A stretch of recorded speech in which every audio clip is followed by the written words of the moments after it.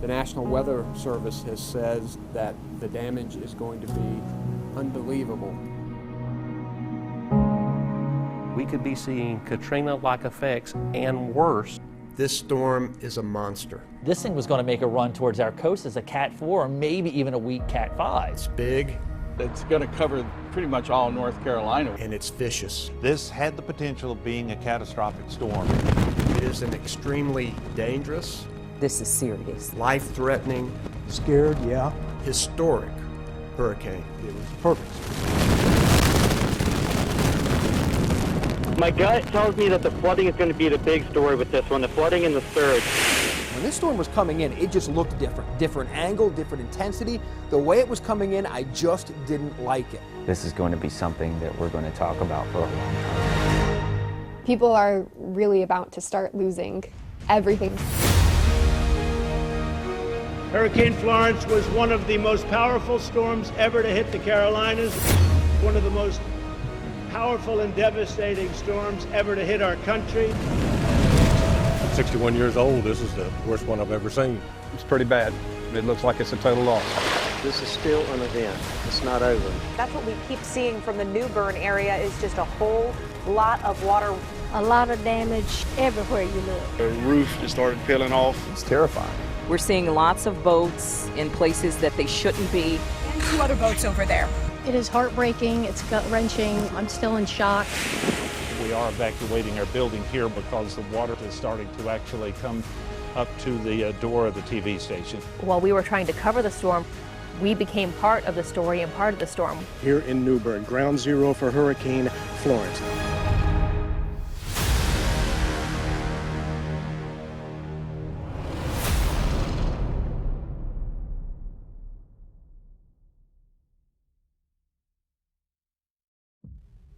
I had actually written this storm off initially. Original projections had it spinning out and going back to the northern Atlantic. The track changed with every model run. The models were picking up on it and looking like it was going to get caught by the upper level winds. And it picked up quite a bit of strength early, but then there was a little bit of a back-off period, even down to a Category 1 hurricane. But then we saw Florence pick that speed back up and to pick up its status as a Category 4 storm. When we started taking things a little bit seriously is when we noticed that that forecast model and that cone of uncertainty stopped changing a lot. It missed the connection and it's got a free shot to us. And after a while, we continued to watch this and thinking, this is going to obviously impact us.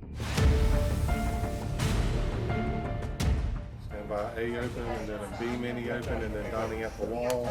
Definitely, it looks as if you're going to see a major hurricane impact the eastern coast of the United States, especially in the Carolinas, North Carolina being the target here. An eerie feeling is a good way to put that because of the fact that as we got within a day or two, it's obvious this storm is not being knocked down and there were going to be things that we were seeing that potentially we haven't seen with a storm in quite some time. Stand by. Honestly, I was worried. It was a numbness. I just had that gut feeling that this was going to be a bad one. It's like when you know you're going to have a fender bender or get hit or something, you tense up, you try to numb yourself. See, they all get up into this purple color here. That means it's in the major category for wind damage, flooding, surge, and tornadoes. It's a touchy situation, no doubt. You were like apprehensive to what was gonna happen in the next couple of days. Like you were like, all right, we're preparing, we're getting ready. And then like when it got closer and closer to time, you kept checking for those updates. Like, is it gonna be a Category 4? Like, how bad is it gonna be? Yeah, certainly it's got everybody's attention right now and everybody's trying to make plans and get prepared for it. This is gonna be, it's a record storm. There's no other way to put it. I've been here for 20 years, never seen anything like it. So we really want to, caution is the main word. When this thing was coming in, I was telling the young kids who were asking me about it, when this storm was coming in, it just looked different. Different angle, different intensity. The way it was coming in, I just didn't like it.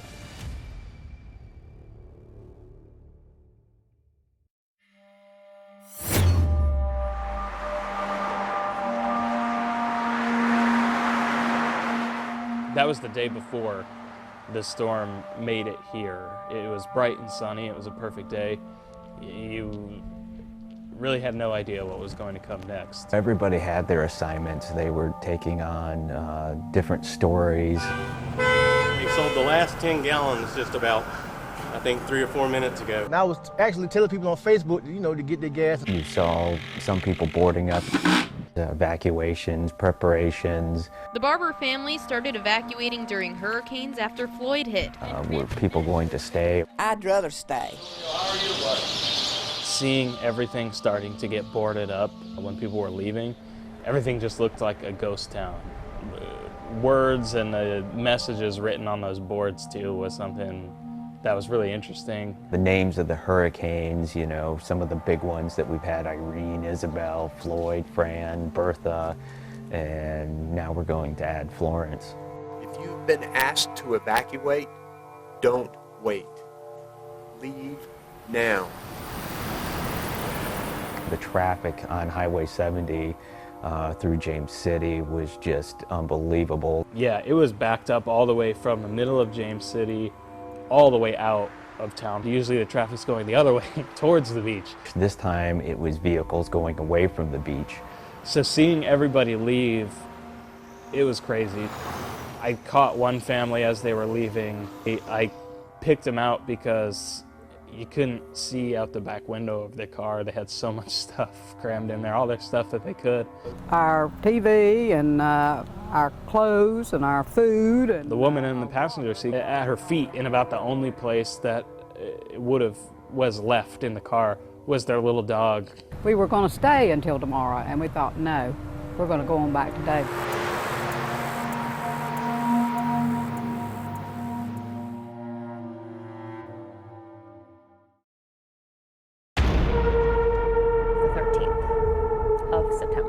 Well, we went in, we started our day at normal, typical day. I'm on the morning show, so we started very early, around 4:30 in the morning. Well, as you just heard, Hurricane Florence is less than 100 miles off of our coast this morning. Rain, wind coming soon. Earlier that morning, we made the decision that the storm was close enough. It was starting, the effects were starting to be felt. And we knew that at some point we would have to go wall to wall. In the news business, we call it wall to wall. That means we go without commercial breaks. We go without your TV shows that you might love to watch. It is just us. Quickly going downhill for us here.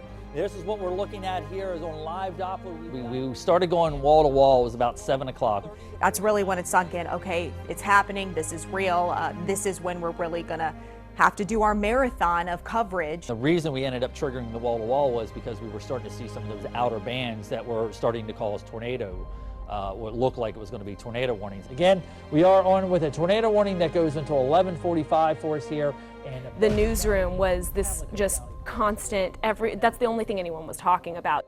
We started going to reporters who were live out in the field, showing what was being done to get people ready. All right, well, we are now going live with Mary Lee Moore, who is... Mary Lee and I took off in the morning. We were going to do actual live reports of preps or what was actually happening at the beach and in Carteret County. Lauren, absolutely. We're in downtown Beaufort on Front Street where we are right on the waterfront, and as you can see, so he was driving us around, he was operating the camera, and halfway through the day, the wind's already just picking up, and I mean, it's literally just the wind, and I'm already like, oh, I don't know, this is kind of nerve-wracking. Take a look at the Neuse River here behind. I was assigned to go to Union Point Park and talk about the flood levels and the water that was rising, and looking at the water coming in, I thought was really unnerving. But then to see photos and videos of the park after I had left, just an hour after I had left, having it completely underwater, was terrifying. And once it started, it was like, okay, it's here.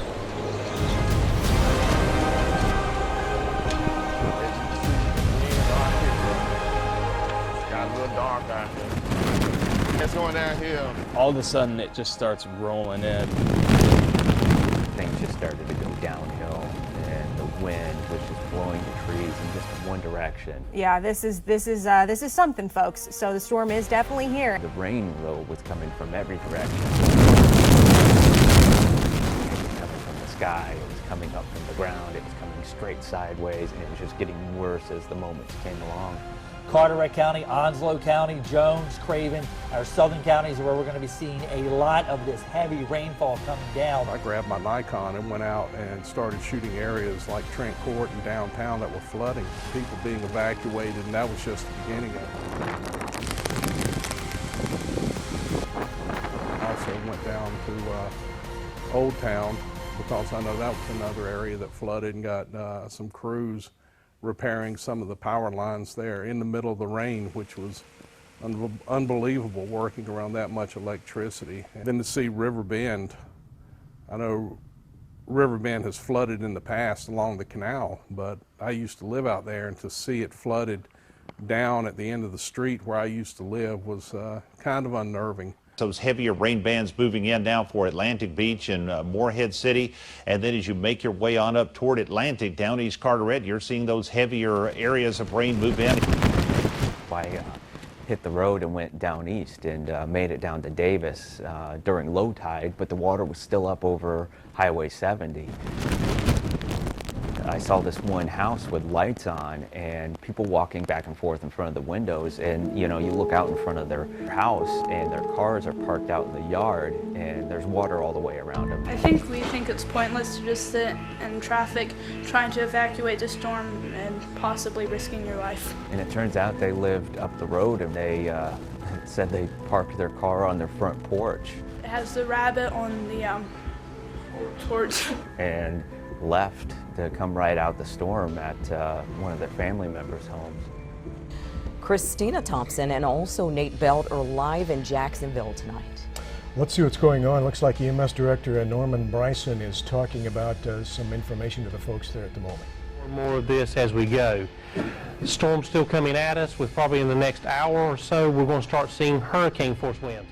Emergency response, that building, they offered to let me stay there, which actually worked out perfectly because I got to be around all the officials as they were making decisions in real time and get that information out to the public. EMS, sheriff's deputies, and highway patrol beginning at 1 a.m. will stop being on the roads. They will get off the roads at 1 a.m. We've got a lot more time to go in this storm. That building is tornado-proof, hurricane-proof, earthquake-proof. Nothing's going to get through there. So I felt safe there, which is something that I was happy about.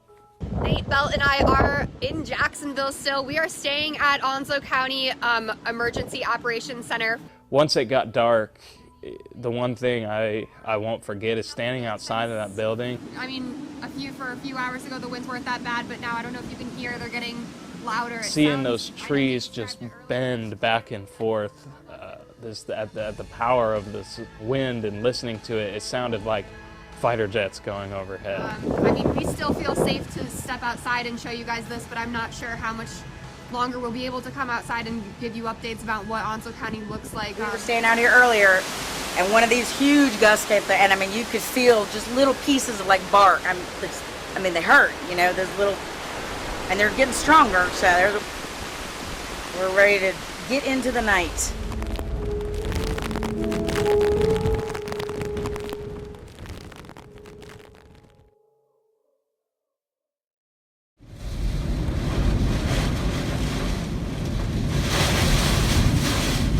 Everyone was ready to ride out the storm here at our station in New Bern. We had air mattresses set up, we had suitcases in the building, we had enough food to last us for what felt like a month. Definitely the choppiness of these waters as they're pushing towards the coast, as Florence's winds and outer bands start pushing towards the coast. The winds and everything were beginning to pick up, but the evening folks were coming on, so they're like, okay, morning folks need to probably nap for a few hours. We were told, all right, you guys need to go get your rest and prepare to be back on air around midnight. So I went into one of the sales offices, staff in there, and kind of bedded down for a little bit on an air mattress. I was out for, I would say, about 3.5 hours. I was dead asleep. I'm a very heavy sleeper. Boy, we can hear it coming down here at the station. It is. The water was really coming down. The rain was coming down. Things couldn't have been worse. And then they really started going downhill. The unexpected happened. Our engineer realized that the water was coming up quicker and much higher than normal. I didn't think about that, possibly being the last time we did a storm in this building. It had never reached that point before that anyone at the station could remember. And by 5 or 6 o'clock, I think we knew we were going to be short timers in the building. This is going to force us out of our home. And I was just checking on some information. I'm sorry that take away from it here, we are evacuating our building. Our news director, my supervisor, called me into his office and said, we have about 15 minutes to evacuate. Everyone was starting to gather in all their things. Naturally, it was a very quick process. I know we had to wake a few of the reporters up. I know we also had to wake Les up. Somewhere around 7 o'clock, I heard a pounding of the door. I heard a loud knocking on my door.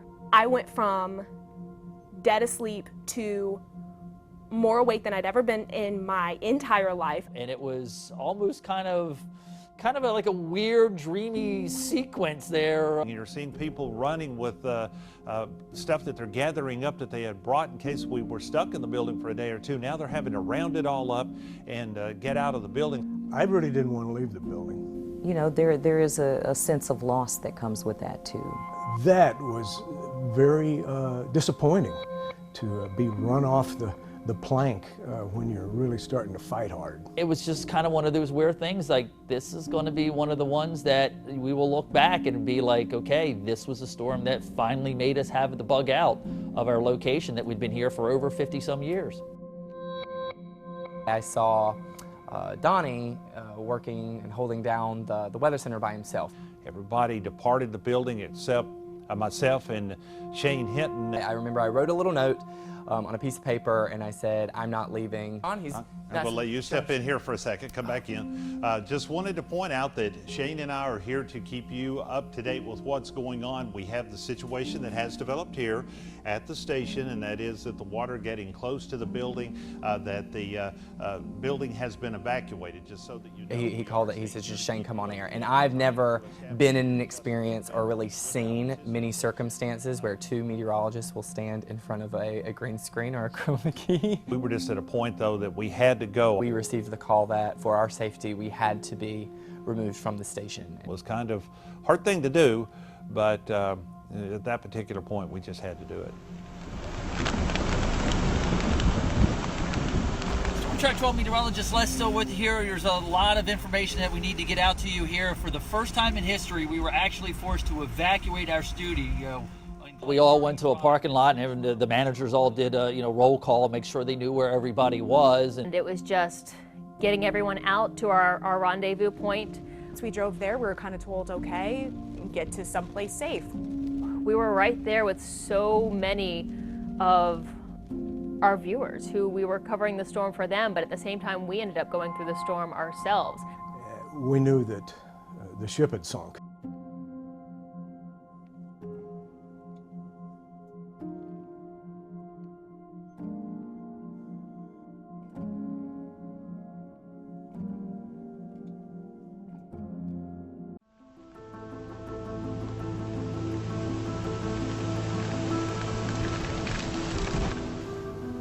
I met up with everybody at the parking lot, and we kind of figured out kind of a plan, I guess, to make sure everybody got somewhere safe. I woke up for my midnight shift and drove over, and we got a text from Jamie saying, turn around, don't come to the station, you know, it's flooded. For it to come up that fast and that much was pretty much something I'd never seen before. After we were out of the building, it was kind of like everyone scattered to the wind, if you will, because everyone got to wherever they could to ride out the storm that night, that Thursday night going into Friday. I was in my apartment, and they had advised us not to go out. And I just said I was going to go back home. Oh my goodness, the sound of the apartment complex, the wind against the apartment complex. It was probably one of the scariest things I've ever heard. It felt like the building was going to go down any minute. The power went out. And I said, oh, great, you know. And I remember I said, what else could go wrong?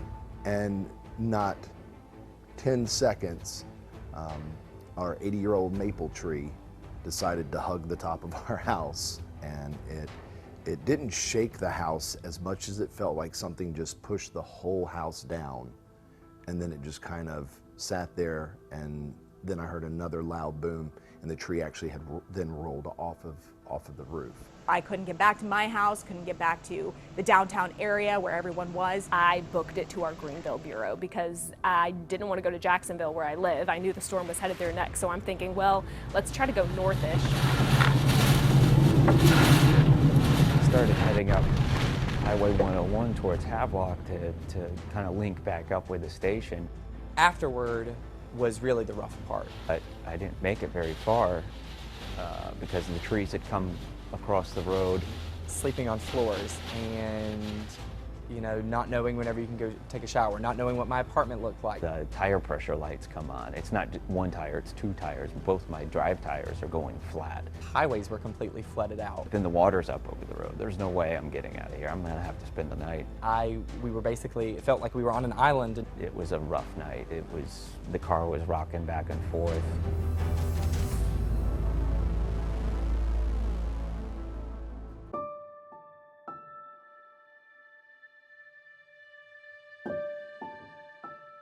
Right now, we are in the most vicious part of this storm.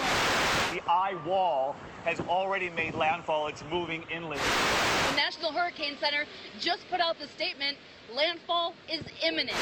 That storm surge is a real issue as that emergency situation plays out in New Bern. We talked to an emergency official in New Bern who told us that there are some people on top of their roof. There is a lot of flooding throughout New Bern, and there are people who are being rescued at the moment, and we just can only pray for them and hope that they stay safe, as well as the rest of North Carolina and everyone else being impacted by Hurricane Florence at the moment. We already had a sort of a plan in place to try to do Facebook Lives and anything we could from a social media standpoint or the website to kind of let people know what was going on, because really a lot of people were like us. They had lost power, you know, they had damage. The reason why it's so dark is the power went out probably about 2 or 3 hours ago. But here you can see the metal siding of the building has actually ripped off. It actually came ashore on Friday morning as a Category 1. It still had a lot of the characteristics that was generated from when it was a Category 4. Again, because we're not able to be in our studio because of the evacuation that we had to do, this is what we are doing right now just to keep you updated, showing you the National Hurricane Center page. By the way, you can see that there's just a lot of activity out there, but the only one that's important is that one right there.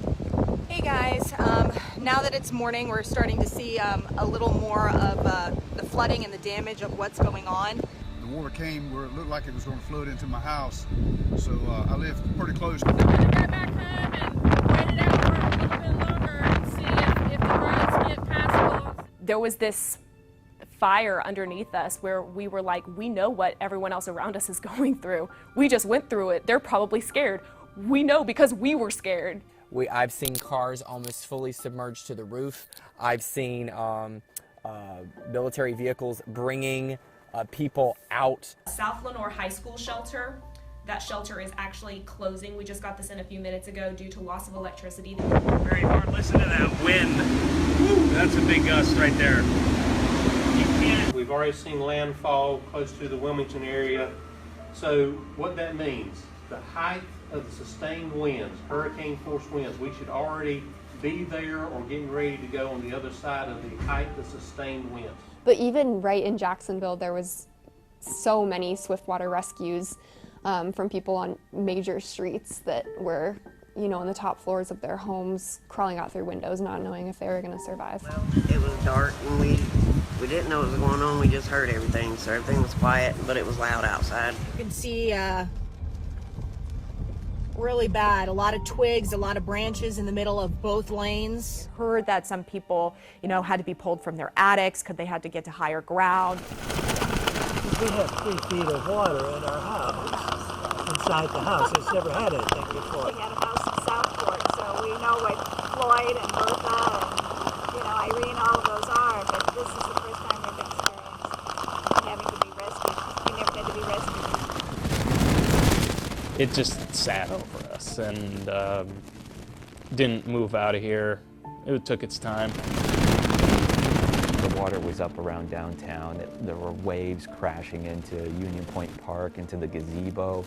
The boats were just being pushed around all over the place. And then, you know, come to find out, this is 12 hours after the water had reached its peak when the surge had come through.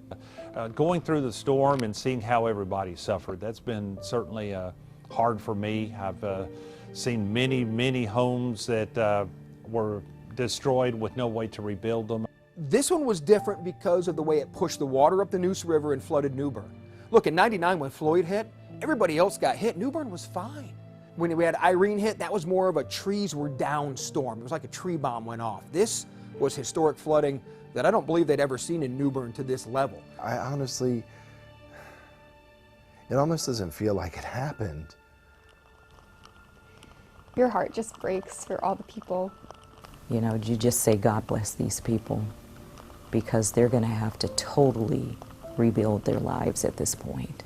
This is going to be a storm that my 4.5-year-old talks about, you know. And I remember when he asked me, when I told him about the house, and I said, you know, the house got kind of messed up, and he goes, how did it get messed up? It was just a storm. And I was like, storms can get really strong. And, you know, I remember he was scared. There was another thunderstorm that had come up later, and I remember he got kind of scared. I said, you know, this isn't like that one.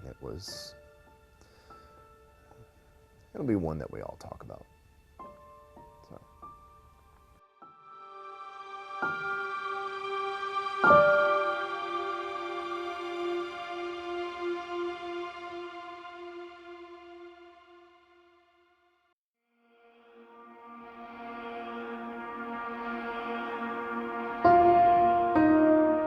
It's more video showing the force of Florence. We want to take you to New Bern, North Carolina, and that is where a boat slammed right into a home. You can see it there, the damage. New Bern has been one of the main targets for Florence. We don't know what happened here, how that boat ended up into the side of the home. We were itching to get back out onto the air to start covering this. Typical news person, you want to go out and do something, right? We found a way to get a live signal up and able to broadcast on our air. The little red engine that could was here to help us out, our SAT truck from another station, and we ended up in the traffic circle in downtown New Bern. We had been talking throughout the morning and showing you pictures from our station in New Bern, North Carolina, WCTI, which had to be evacuated pretty early on in the morning. That station pretty much flooded out. I wonder what it looks like now, but everybody had to be evacuated and is out of the station. Those are the pictures right there in the center of your screen from inside WCTI's. And the news director there told us, how many years has the station been there? Like 50 years, and it has never occurred. Never flooded. So let's go to Valentina Wilson, who works there, and she is out in New Bern right now. Were you at the station when they evacuated, Valentina? Yes, Horace, I was. That was Thursday night. We had just finished up the segment. We talked to the weather guys. They began forecasting, and that's when we were told we had to evacuate. We started with Valentina Wilson on camera, with one camera and one anchor. It was just some crazy stuff going on down there. And once we realized we were able to broadcast that signal, we started scrambling people to get down there.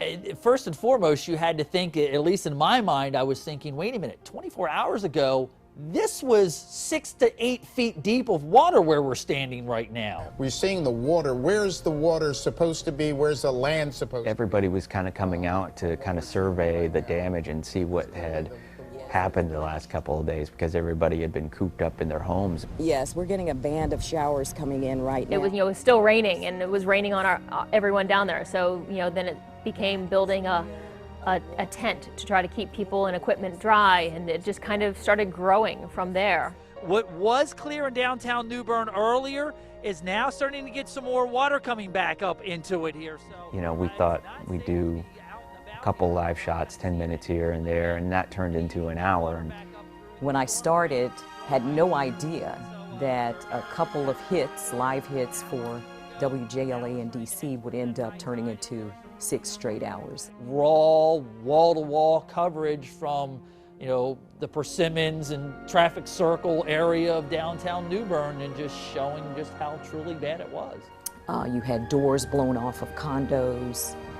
You had an SUV just sitting in the middle of a parking lot, just all mangled. Walking around literally in circles near a sailboat that had washed up on shore, a tugboat that had washed out into a traffic circle. And then to be able to have to watch out for electrical boxes and, you know, all the debris that was still there. And of course, the restaurant, Persimmons, with so much damage to its back pier. The deck at Persimmons Restaurant usually busy with activity, but today not the kind of activity you'd want to see. And then, you know, having everybody come down and, you know, want to know, either tell their story or know how we fared, because they saw us have to evacuate live on the air the couple nights before. It was, again, kind of a surreal thing, but as we kept going along, we started getting into a little bit of a rhythm. At that, I think it's a BP there, they had people standing in line with jugs. Not the cars. They had car lines, they had jug lines. To me, I thought it was the most stripped back and organic form of journalism. Been out in the field so long, I haven't got a chance to even check some of the stats. He is giving you the most up-to-date information, everyone. So, soaking wet, drowned rats. It wasn't any real professional television per se, but we were doing it, and it was the rawness that everybody else was experiencing that day. One of the craziest things I'll remember from that storm and from the coverage, a guy comes up, he has no shoes on, and I said, "Hey, you're barefoot." And he's like, "Yep." Back to these townhomes right behind us, you can see the damage to those. A gentleman told us that his cousin's unit took in about 28 inches of water. And we interviewed somebody whose niece, I believe it was, rode out the storm in those brand new condos that were there at the circle, and talking about how high the water got and the smell of the diesel and gasoline. And then more people came and more people came. It's sad. It's just really sad. But I think it'll come back. New Bern's a beautiful town and we love it. We walked around the corner, we went over there and saw the big boat, the Hatteras-sized yacht that was wedged in beside the hotel. I remember that day because I was just trying to be as helpful as I could be. I was like, I know I'm the new guy on the team, and I've only been here for literally 3 or 4 months. This is typical what we're going to be looking at here, not only in just New Bern, but parts of Down East Carteret County, Harlow, Jacksonville area, Southwest. The first store we went to was the grocery store right down there in front of Persimmons, and you know, people were in there sweeping out all the muck and the mud that the storm had brought in. You know, having cable networks and national networks just feet away from us while we are holding it down with a tethered and wired mic, with one camera and a tent that was about to fly away. We find out that the water had not gone down everywhere, and you know, basically New Bern is an island. First off, you have indicated that as of right now, we're kind of landlocked here. We are landlocked. If this doesn't ease up, we're going to be cut off for several days, and no way to get things in, no way to get things out. And it even came to the point of trying to get diesel to our transmitter to be able to run the generator. Let me get Alan to spin the camera around right now to show people kind of how we're staying on the air right now. This is a satellite news vehicle that we brought in from a sister station in West Palm Beach, Florida. Carl Puglisi, who you've seen on the air a couple of times during the day, has us uplinking, and we're sending the signal to Washington, D.C., where we're turning it around and bringing it back to New Bern, where we've put a makeshift facility at your transmitter site. The main challenge we're having right now, Mike, is we're running low on diesel fuel, and if anybody out there has a fuel company and is looking for, can help us out with diesel fuel, we really need some of that right now as we're kind of running low on that. I probably could have gone another hour and a half, 2 hours if I had it, because there were that many people down there that just either were looking to somebody to talk to, just wanted to get it out of their system. And I am baffled by what we did that day.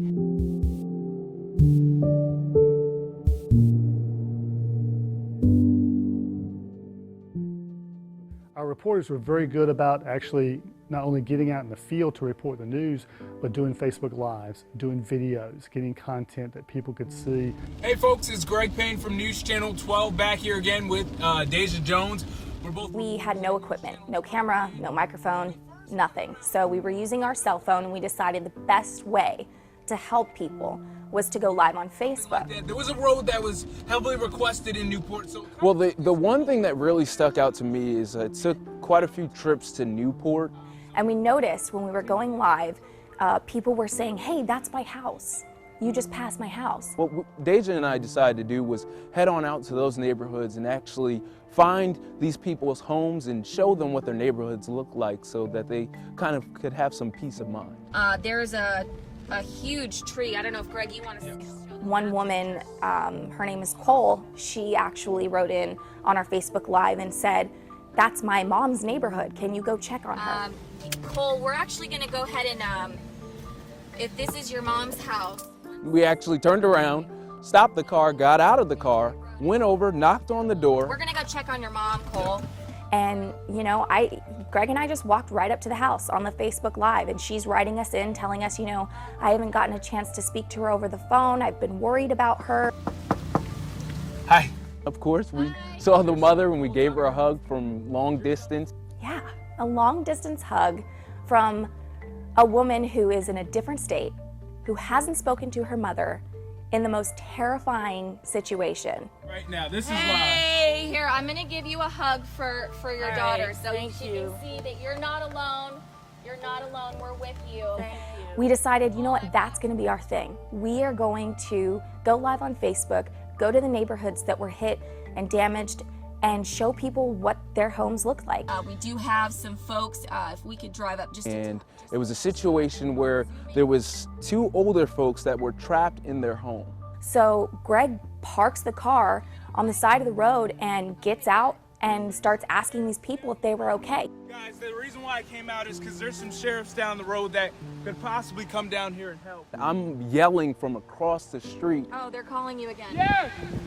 You know, they boat on over to where we are and they say, you know what, yeah, we're okay, but my mom and dad are in that house and the water is coming up and they don't have oxygen. And they were not going to leave that house. They wanted me to actually get them oxygen, but they were not going to leave that house because that's all they knew. You know, we tried to find help. Well, down the street was a sheriff, and Greg had remembered seeing the sheriff as we made a couple of turns. So we actually trekked back to the sheriff, got the sheriff's attention. The sheriff came down and made a few phone calls, and paramedics and ambulance and people came to that house. It was right there in the middle of our Facebook Live. Didn't expect it at all.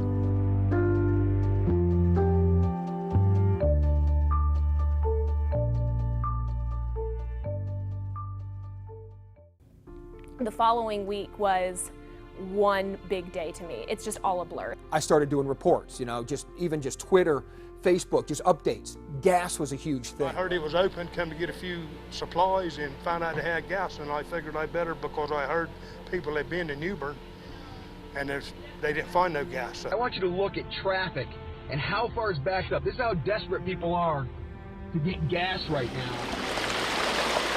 Here in the northeast end of Pamlico County, in the lowland and Hoboken area, many of the streets are flooded. So we started hitting Pamlico County that first day. We heard was hit hard, and we got down to Oriental. We found a house that was blown away. Every single day, without anyone telling anyone to do anything, everyone woke up and instantly just got to work doing whatever they could do with what they had, where they were. You know, you just felt like you were taking duct tape every day and a camera and some people and just making it all work somehow. And we had heard that there was a lot of rescues that happened in Fairfield Harbor. Water line here, that's more than the 18 inches we measured against the dishwasher. We just saw the devastation. We saw big yachts and huge boats in the back of people's yards. This giant catamaran in the back. Now apparently this catamaran belongs to this house right next door, but it wasn't here when they left. These people that got stuck, they were from Jacksonville, but they got stuck in Swansboro and wanted to get back home. We don't have a way up to the roof, so if anything, we would be better off in a 2-story house. So we all packed up and we tried to leave, and then that's when we got separated, and we, spent half the night out here in the rain and the floodwaters trying to get back to each other. People weren't just affected by the hurricane, they were affected by the rain that came for the days and weeks after. Their roofs flying off and flooding that way. I think that's something that not a lot of people expected, because when you think of flooding, you think of it to just come up like this. But the reality is that most people here lost their homes because the flooding came in like that.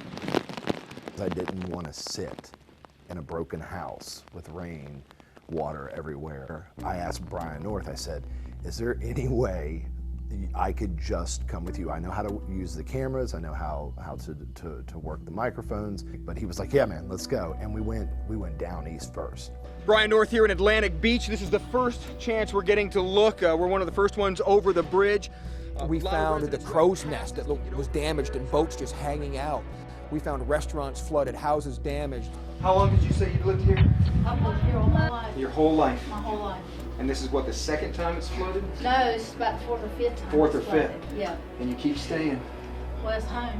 The northeast wind is what did the damage here. Blew in the back, the roof caved in. We found a 91-year-old woman's house who had been flooded where she sat in her home while it flooded, Miss Pearl. And right over there, that's the home of 91-year-old Ida Pearl Cook. She told us that she lost her husband like months before. And she just said she sat in her bed and prayed, and she was able to make it through, but she gave us a tour of her house. This, working at this, come in here and I'll show you. And she was just like, this picture was up on the mantle, and she was just like, he keeps me going. See him up there?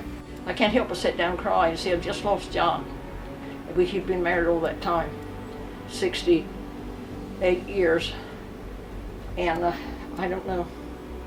And it just would break your heart, you'd go through it and just be like, oh my God, you had to hold back tears and hold back your emotion because you could feel it with those people when you would walk into their places. So this is your first time going in? We were the first ones inside the Crab's Claw.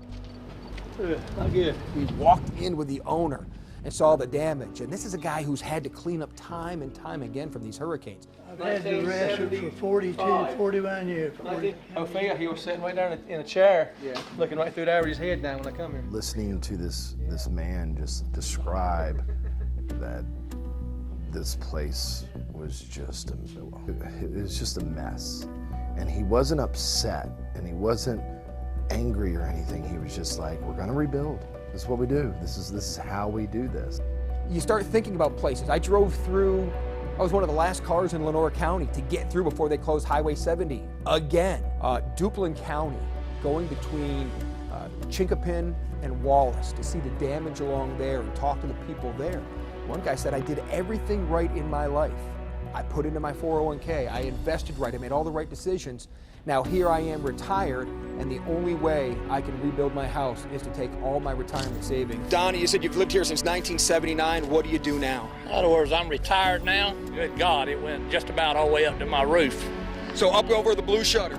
Just about over the blue shutters, you're right. Pollocksville. I haven't even touched on Jones County in the images that I saw there. I was on a Coast Guard boat in Pollocksville, riding down through along the rooftops and seeing the post office underwater. Yeah, and they're doing wellness checks right now that we're checking out. We hear somebody yelling. Seeing all the buildings, seeing the town hall that was underwater. Trent River is all the way up to the sign. It's actually coming down. To watch a man his wife just had a baby daughter, and they had to leave before the storm. He had to come back and take a Coast Guard boat 2 miles out to his home just to get some of the stuff they needed. Coast Guard, those guys are doing such a fantastic job, helping everybody out, getting them to where they need to go.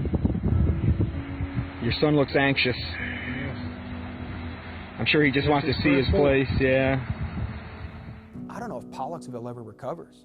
With the bypass that's about to go around it, that may be a town that died during Hurricane Florence. When you would drive down the street and look on either side, and just the belongings of everything that everyone has ever owned piled up.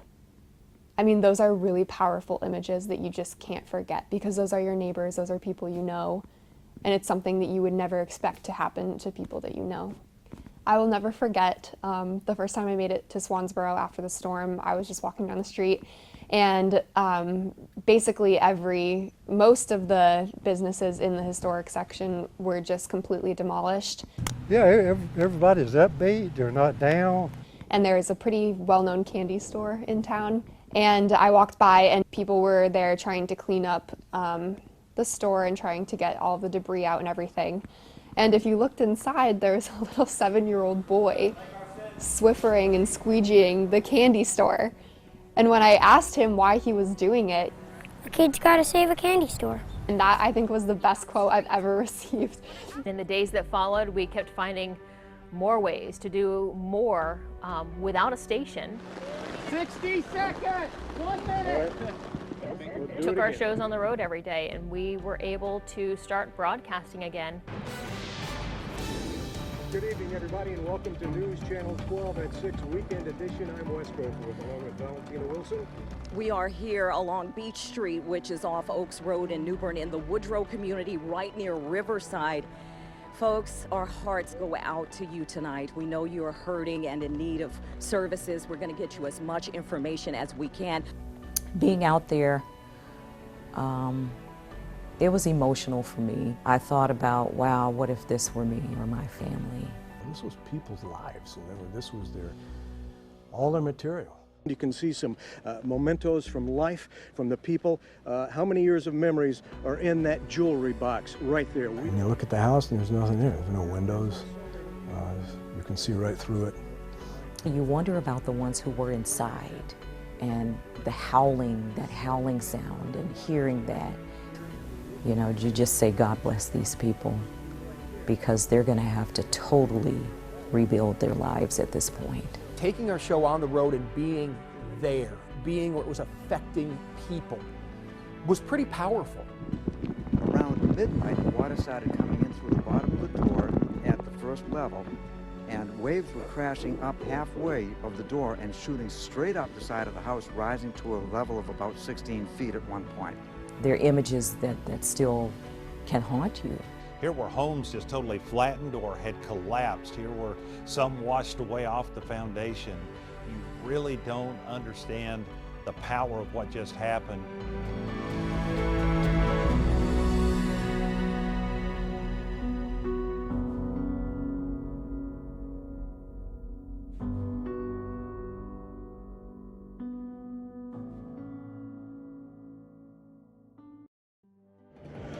Good evening, everyone. Valentina Wilson and Wes Goforth. We're live outside Temple Baptist Church right in the heart of New Bern, where a huge relief effort is underway. We're talking about the Red Cross Salvation Army and North Carolina Baptist men getting food to people who need it.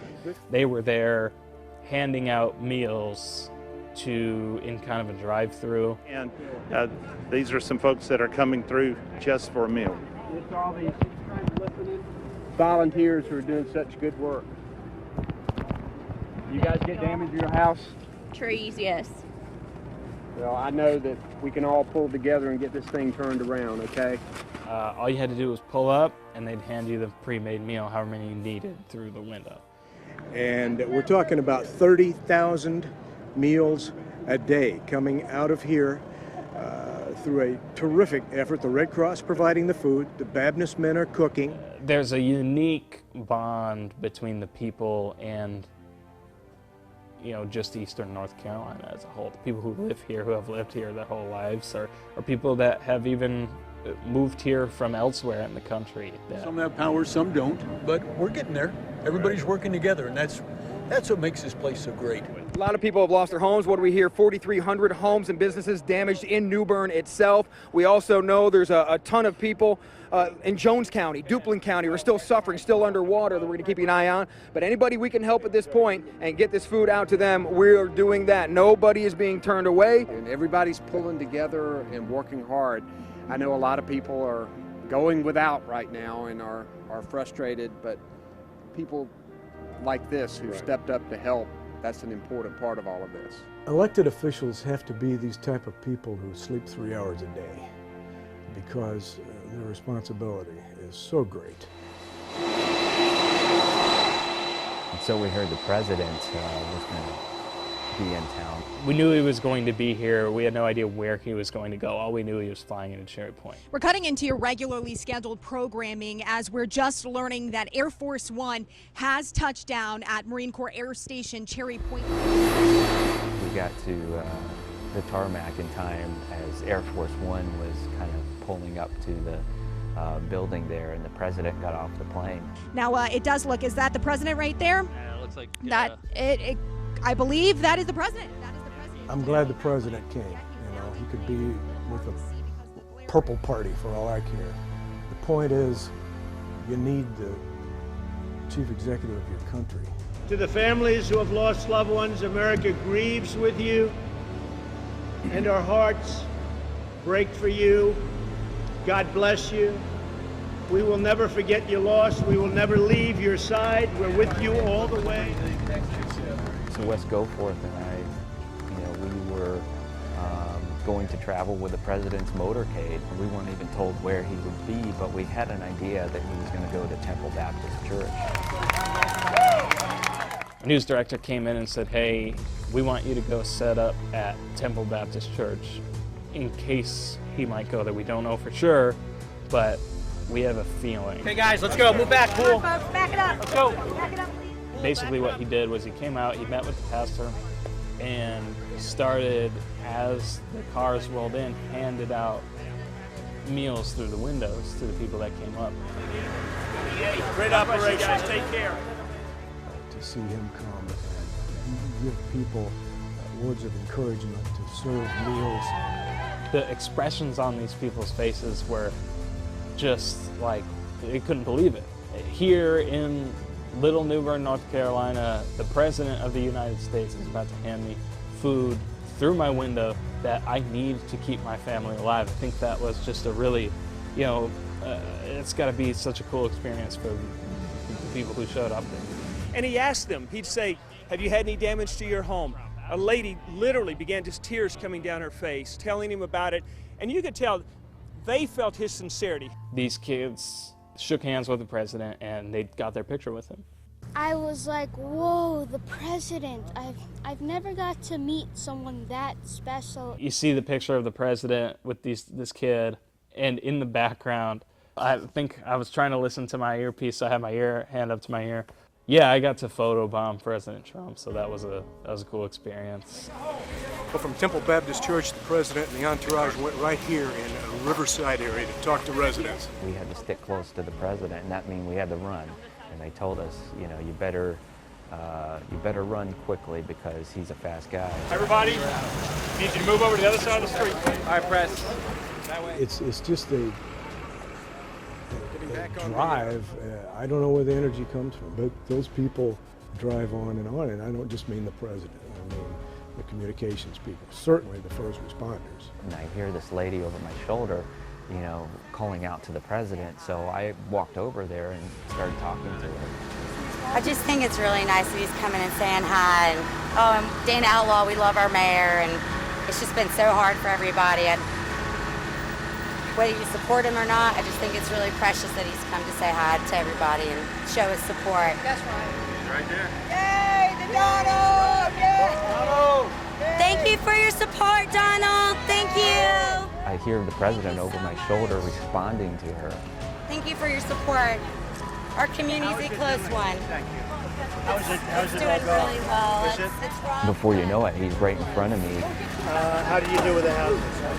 And now I'm thinking it might be a little too close, but I kind of backed off of them and let them have their moment. And he actually spoke to her and told her help is on the way. Hey, it's gotta be close to Heidi. We're gonna be with you. You know that. We're with you already. So thank you, sir. Get it fixed up. Okay? Thank you. That's a great group. Say hello to Franklin. Our military family support you. Everybody's getting out and about and getting fresh air again. Really grateful for sunshine. I think if you ask anybody, one of the lasting impressions or memories that people will have from Florence is the positive nature of the people of Eastern North Carolina. And it's just a beautiful day. The worst is over, you know. We've been scared to death with the water. Florence took a lot, but what we gained was that spirit of community, of people coming together. The thing that has struck me is just the resiliency of Eastern North Carolina. It don't look good now, but we'll give it a little time. The people in New Bern are resilient. We've been through it before. He's been cheering me up. I've been cheering him up, I hope.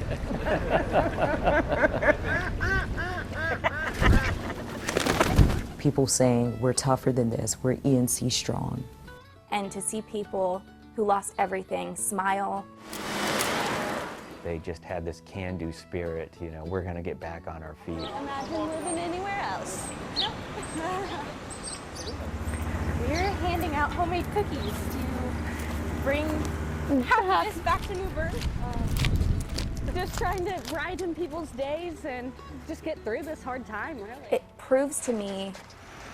Here's cookies for all of you guys. All of you guys. Thank you so much for everything. Yeah, thank you. That there are good people in the world. We can't cut down trees and we're not electricians or anything, but we can bake and cook. So. In many ways, that was the greatest opportunity to come out of the storm, is to drive us closer together. We're trying. Just something sweet to brighten your day.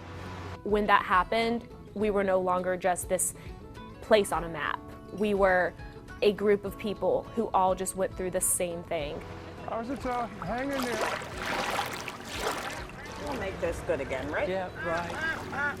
We'll get it back. Right. We'll get all this trash out, and then the grass will grow again.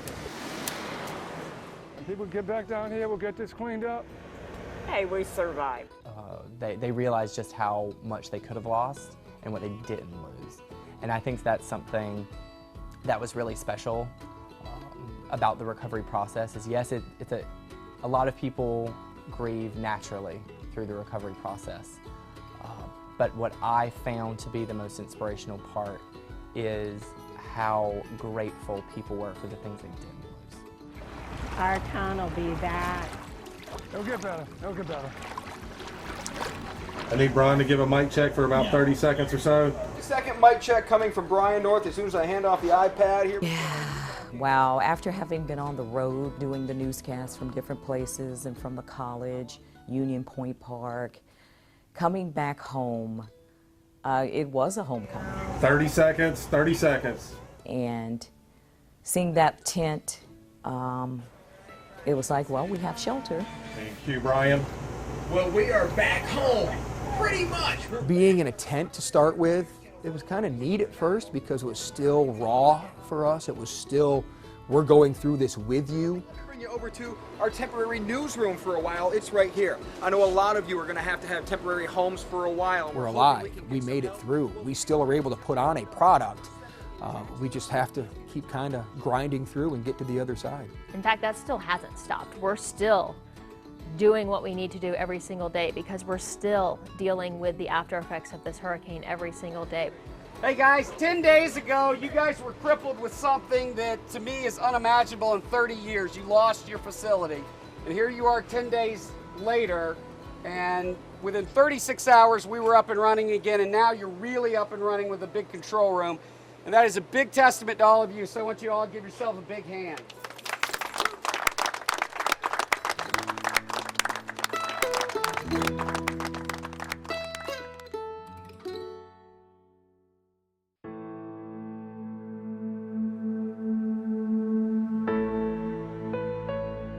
I think the entire community won't be able to forget this storm. I think that you'll still be able to see that Florence left her mark on Eastern North Carolina a very long time from now. We're still dealing with the aftermath of Hurricane Matthew, which was 2 years ago, and now Florence came through. That just kind of shows you the long road to recovery we have. It was just that big of an event. I think it changed this area forever, I really do.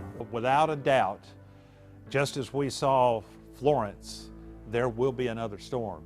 I hope and pray nothing of this magnitude happens again, ever.